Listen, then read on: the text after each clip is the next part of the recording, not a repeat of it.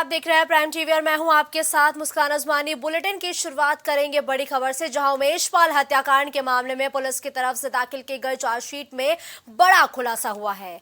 उमेश पाल हत्याकांड की साजिश में अतीक अहमद के बेटे असद उमर अली के साथ दोनों नाबालिग बेटों के भी नाम शामिल हैं।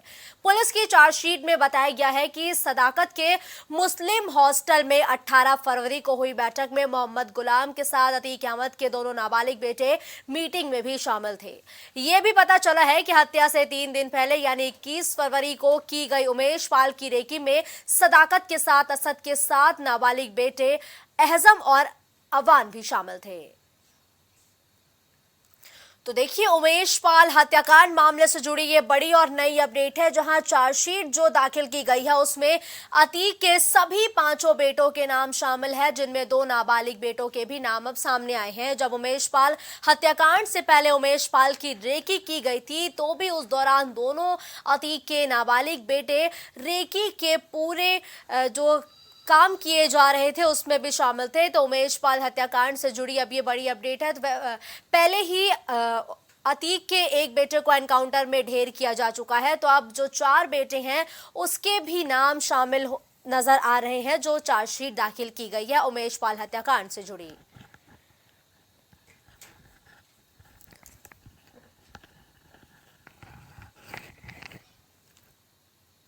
तो देखिए, उमेश पाल हत्याकांड से जुड़ी एक बड़ी और अहम अपडेट सामने आई है, जहां चार्जशीट जो दाखिल की गई है उसमें अतीक के सभी बेटों को शामिल किया गया है, जिसमें 2 नाबालिग बेटों के भी नाम सामने आए हैं। तो पुलिस की चार्जशीट में ये बड़ा खुलासा किया गया है कि उमेश पाल हत्याकांड में अतीक के सभी बेटे शामिल थे। असद उमर अब्दुल्ला के साथ ही जो 2 नाबालिग बेटे हैं उनके भी नाम चार्जशीट में निकल के सामने आए हैं। और उमेश पाल हत्याकांड के बाद ही लगातार अतीक पर शिकंजा कसता चला गया, जिसके बाद अतीक के एक बेटे को एनकाउंटर में ढेर किया गया।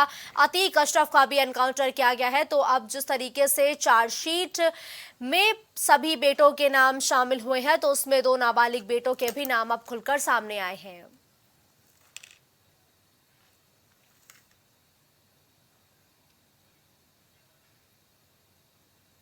तो वही संपूर्ण समाधान दिवस पर डीएम सूर्यपाल गंगवार तहसील मलिहाबाद पहुंचे, जहां उन्होंने फरियादियों की समस्याओं को सुना है और इस दौरान आए हुए सभी मामलों पर तत्काल सुनवाई करते हुए उन्हें निस्तारण करने के लिए अधिकारियों को आदेश दिए हैं। साथ ही उन्होंने शिकायतकर्ताओं को कॉल करके फीडबैक लेने के भी निर्देश दिए हैं। तो संपूर्ण समाधान दिवस का आयोजन किया गया था प्रदेश की राजधानी लखनऊ में, जहां डीएम सूर्यपाल गंगवार ने सभी फरियादियों की समस्याओं को सुनने के साथ ही उनका निस्तारण करने का भी आदेश दिया है।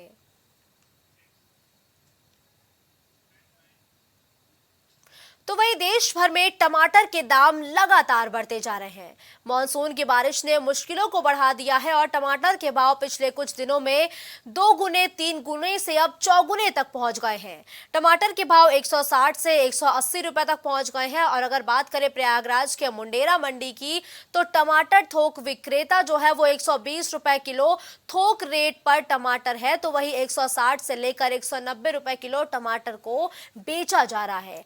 टमाटर की भरमार होने पर भी दाम जो है वो लगातार आसमान छू रहे हैं।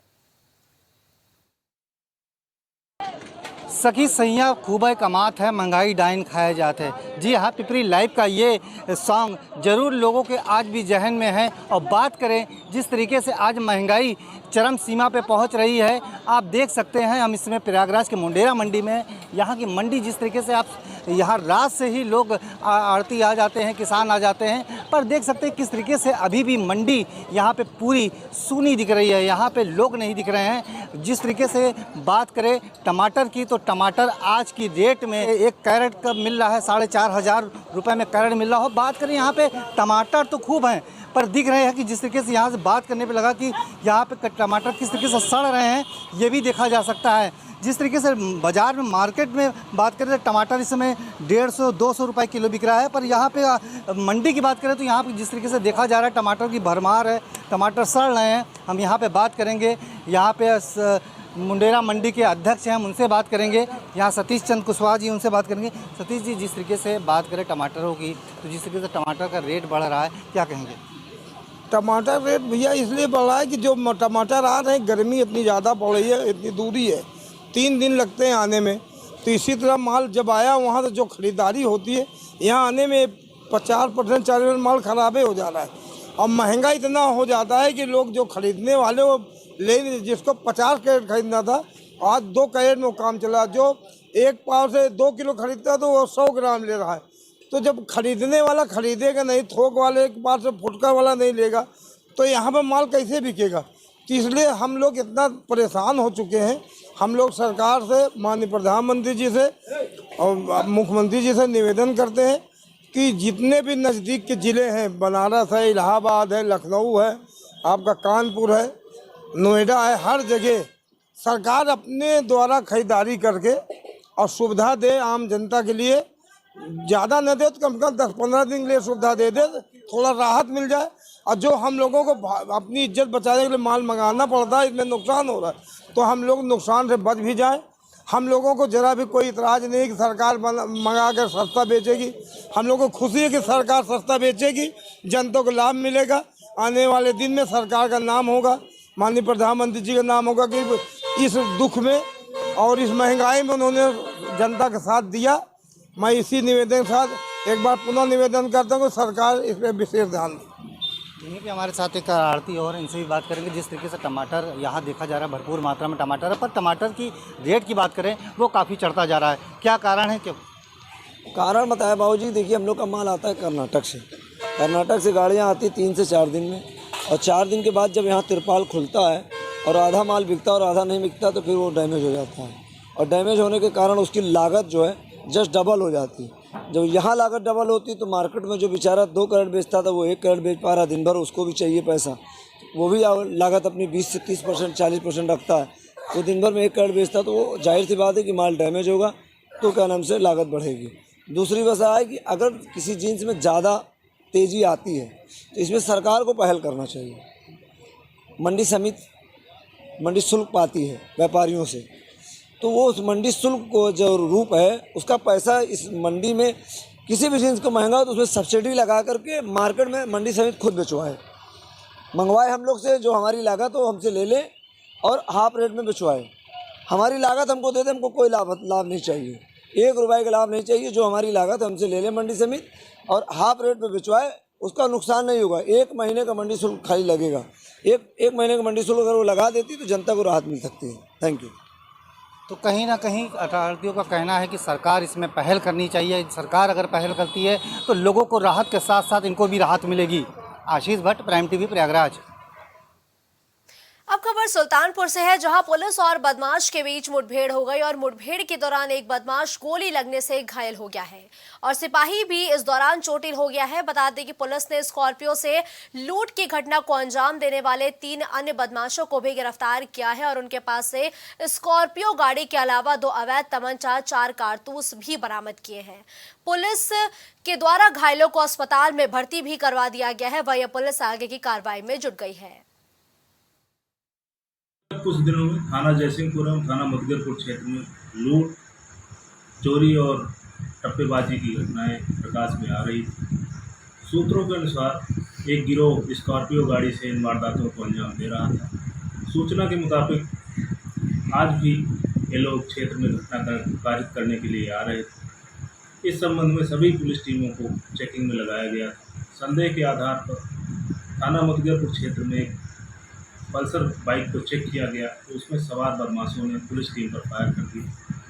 आत्मरक्षार्थ पुलिस टीम ने भी फायरिंग की, जिसमें एक बदमाश शेर अली और शेरा घायल हुआ तथा पुलिस के कांस्टेबल जनार्दन यादव भी चोटिल हो गए। इसी के साथ साथ थाना जयसिंहपुर क्षेत्र में इसी गिरोह के अन्य सदस्य स्कॉर्पियो गाड़ी से वारदात को अंजाम देने जा रहे थे। वहाँ पे इन सभी को पुलिस मुठभेड़ के बाद हिरासत में ले लिया गया।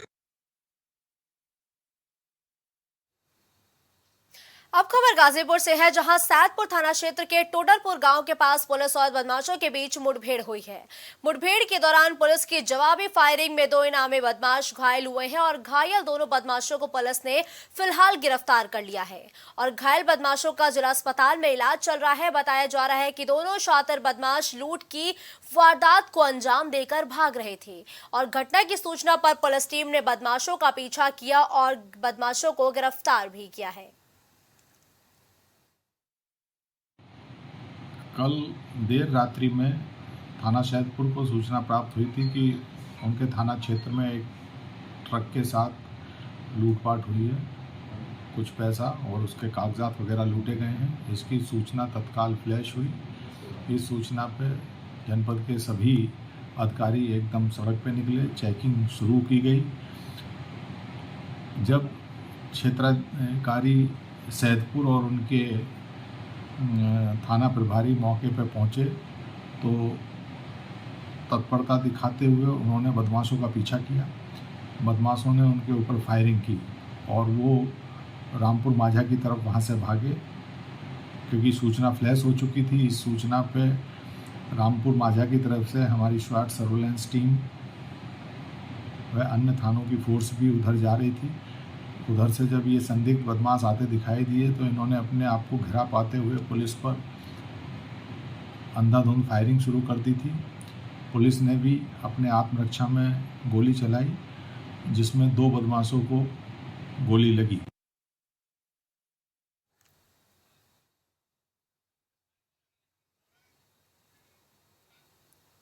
तो देखिए, पुलिस ने 2 बदमाशों को गिरफ्तार किया है और लूट की वारदात को इन सभी बदमाशों ने अंजाम दिया था और वारदात को अंजाम देने के बाद भाग रहे थे, जिनको पुलिस ने मुठभेड़ के दौरान गिरफ्तार किया है। और ये पूरी खबर गाजीपुर से है, जहां पुलिस ने 2 बदमाशों को गिरफ्तार किया है। दरअसल ये दोनों ही बदमाश लूट की वारदात को अंजाम देने के बाद पुलिस को चकमा देकर फरार होने की कोशिश कर रहे थे।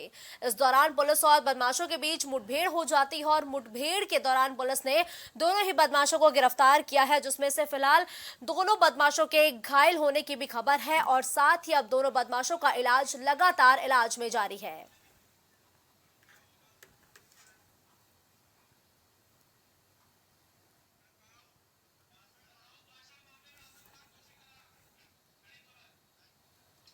तो देखिए, बड़ी खबर सामने आई है, जहां भड़काऊ भाषण के मामले में आजम खान को दोषी करार दिया गया है। जी हां, आजम खान को अब बड़ा झटका लगा है। रामपुर की एमपी एमएलए कोर्ट ने फैसला सुनाते हुए भड़काऊ भाषण के मामले में आजम खान को दोषी करार दिया है। एमपी एमएलए कोर्ट ने ये बड़ी सजा सुनाई है, आजम खान को दोषी करार दिया है। और समाजवादी पार्टी को लोकसभा चुनाव से पहले ये बड़ा झटका लगा है, क्योंकि भड़काऊ भाषण के मामले में रामपुर की एमपी एमएलए कोर्ट ने आजम खान को दोषी करार दिया है और ये फैसला एमपी एमएलए कोर्ट ने अभी सुनाया है। और प्राइम टीवी लगातार ये खबर अपने दर्शकों तक पहुंचा रहे हैं, जहां भड़काऊ भाषण के मामले में आजम खान को दोषी करार दिया है। रामपुर की एमपी एमएलए कोर्ट ने यह फैसला सुनाया है, जहां आजम खान को दोषी करार दिया गया है।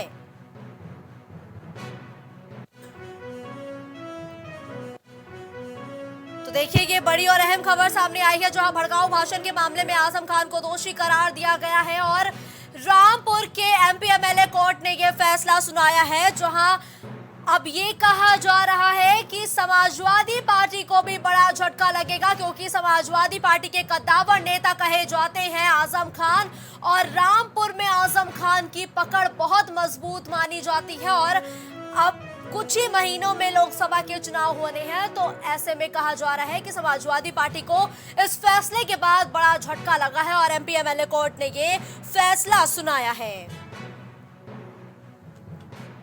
रामपुर के शहजाद नगर में दर्ज हुआ था ये पूरा केस। 2019 लोकसभा चुनाव के प्रचार के दौरान भड़काऊ भाषण दिया था आजम खान ने, जिस पर अब आजम खान को दोषी करार दिया है। तो भड़काऊ भाषण मामले में आजम खान दोषी करार किए गए हैं।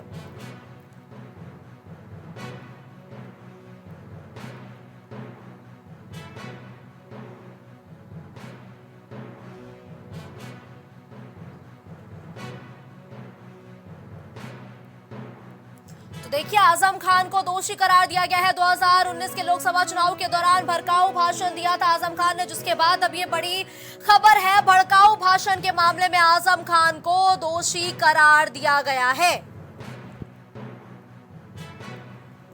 तो रामपुर की एमपी एमएलए कोर्ट ने यह फैसला सुनाया है और 2019 के लोकसभा चुनाव से जुड़ा ये पूरा मामला था, जिस पर अब फैसला सुनाया गया है रामपुर के एमपी एमएलए कोर्ट ने, जहां आजम खान को दोषी करार दिया गया है।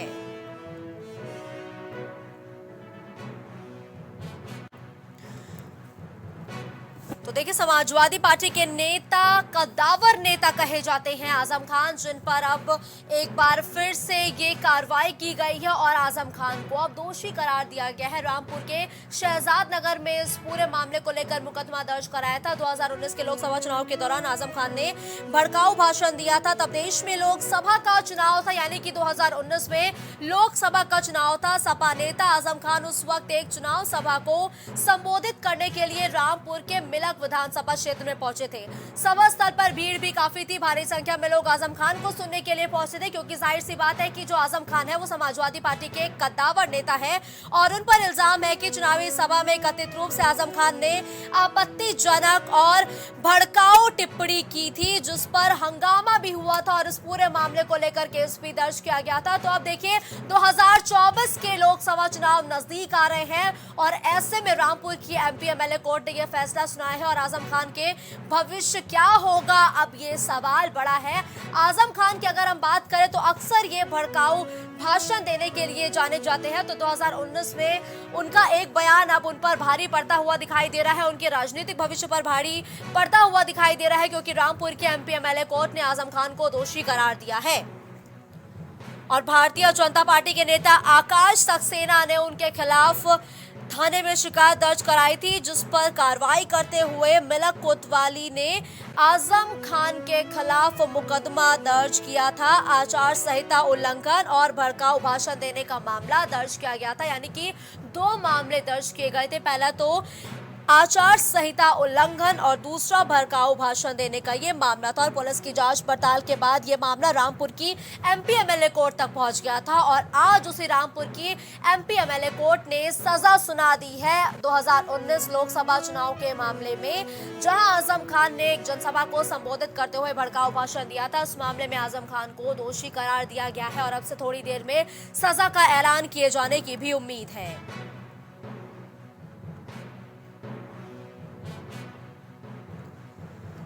तो देखिए, ये मामला साल 2019 का है। तब देश भर में लोकसभा चुनाव का माहौल था, तो अब एक बार फिर से जब देश भर में हर तरफ चुनावी बयान है तो आजम खान को बड़ा झटका लगा है। भड़काऊ भाषण के मामले में आजम खान को दोषी करार दिया गया है। तो दिल्ली में केंद्रीय मंत्री नरेंद्र सिंह तोमर को बड़ी जिम्मेदारी मिली है। केंद्रीय मंत्री नरेंद्र सिंह तोमर को बड़ी जिम्मेदारी सौंपी गई है। बीजेपी राष्ट्रीय अध्यक्ष जेपी नड्डा ने नरेंद्र सिंह तोमर को लोकसभा चुनाव से पहले एक बड़ी और अहम जिम्मेदारी अब सौंप दी है।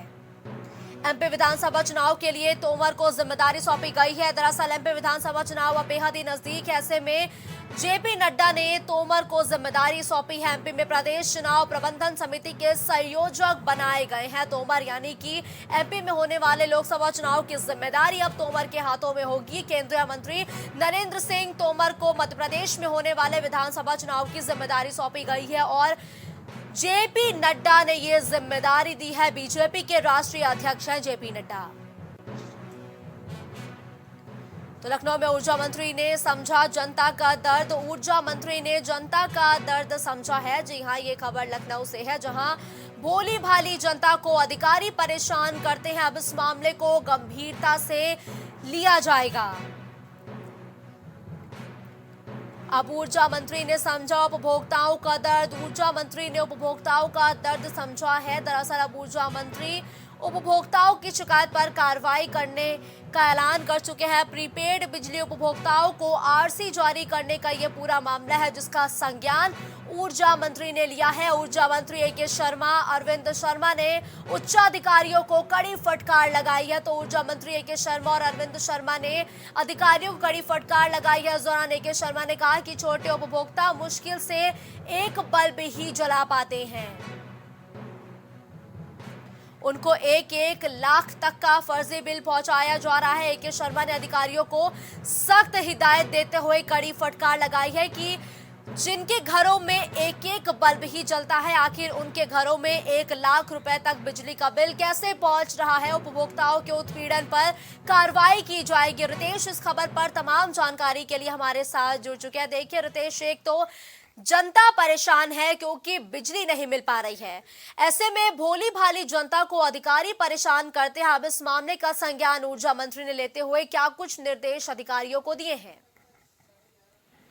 और देखिए मुस्कान, मैं आपको बताऊं कि उत्तर प्रदेश के ऊर्जा मंत्री हैं, उन्होंने साफ तौर पर अब ये कह दिया है कि जो भी उपभोक्ता होंगे, यानी जिनका 1 किलोवाट का भार है, छोटे उपभोक्ता हैं, उनको लगातार विभाग के द्वारा परेशान किया जाता है, मुकदमे दर्ज किए जाते हैं। प्रीपेड बिजली उपभोक्ताओं को आरती जारी करने का एक मामला सामने आया था। इस पर ऊर्जा मंत्री अरविंद शर्मा ने कुछ अधिकारियों को फटकार लगाई और साफ तौर पर कह दिया है कि जितने भी उपभोक्ता हैं, यदि उनको परेशान किया जाएगा तो अधिकारी उसका खामियाजा भुगतेंगे और अधिकारियों के ऊपर किसी न किसी तरह की कार्रवाई, बड़ी कार्रवाई करने की बात कही जा रही है। सबसे बड़ी बात नुकसान मैं आपको बताऊं कि बिजली विभाग में जो समस्याएं उत्पन्न हो रही थी, वो कहीं ना कहीं जो बिजली उपभोक्ता है उनके घर में लाइट काटने से लेकर के गलत FIR दर्ज कराने को लेकर के मामला संज्ञान में ऊर्जा मंत्री तक पहुंचा है, जिसको लेकर के ऊर्जा मंत्री ने साफ तौर पर ये निर्देश जारी कर दिया है और उत्तर प्रदेश पावर कारपोरेशन के अध्यक्ष एम देवराज को इसको बताया भी गया। और एम देवराज ने साफ तौर पर नाराजगी जताई अपने कर्मचारियों के ऊपर कि अभी भी जिस तरीके से ऊर्जा मंत्री ने निर्देश दिया है, निर्देश के बावजूद भी जो उपभोक्ता है बिजली के, जिनके घर में लाइटें चल रही हैं, उनको परेशान किया जा रहा है, उनके नाम आरती जारी की जा रही है, गलत तरीके से उनका उत्पीड़न किया जा रहा है। उस पर सरकार सख्त है और ऊर्जा मंत्री इस पर पूरी तरीके से कार्रवाई करने के लिए। लेकिन देखिए रितेश, इस मामलों पर तो लगातार शिकायतें की जा रही थी, लगातार कई महीनों से हम देख रहे थे कि शिकायतें की जा रही थी, फिर आखिर कार्रवाई करने में इतना समय क्यों लगाया जा रहा है? देखिए मुस्कान, में सबसे बड़ी बात यह है ना कि बिजली विभाग के जो कर्मचारी हैं, अधिकारी हैं, जो अभियंता, वो कहीं ना कहीं मिले हुए हैं, पूरा सिंडिकेट रहता है उनका मैटर, और जो छोटे तबके के जो उपभोक्ता हैं उनको वो जल्दी से परेशान कर लेते हैं। जैसे वो चेकिंग के दौरान 4 अगर बिजली कनेक्शन पकड़ा गया, कटिया पकड़ा गया और 5वें घर में नहीं है, तो उनको भी इसमें शामिल करके डरा धमका करके उनके ऊपर आरती जारी करने का मामला कर देते हैं। छोटे उपभोक्ताओं को लगातार जैसे एक बल्ब जला रहे हैं तो उस पर भी उनको आपत्ति होती है। तो ये कुल मिला करके जो बड़े अधिकारी है वो छोटे लोगों को डरा धमका कर उनसे कहीं ना कहीं कुछ धनोगाही की भी बात सामने आई थी। तो ये पूरा मामला ऊर्जा मंत्री ने साफ कह दिया कि अभी जितने भी कर्मचारी हैं अगर इस तरीके की कार्रवाई कर रहे हैं तो उनके ऊपर तत्काल कार्रवाई की जाए। बिल्कुल ठीक है, धन्यवाद रितेश इस खबर पर हमारे साथ जुड़ने के लिए।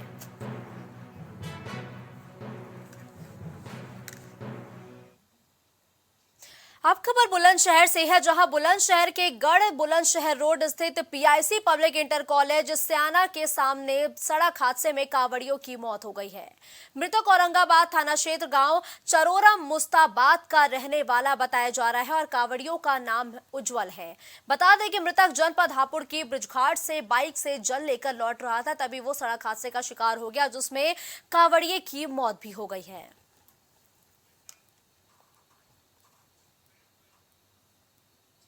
इस बुलेटिन में फिलहाल के लिए बस इतना ही। देश और दुनिया की तमाम बड़ी खबरों के लिए आप देखते रहिए प्राइम टीवी।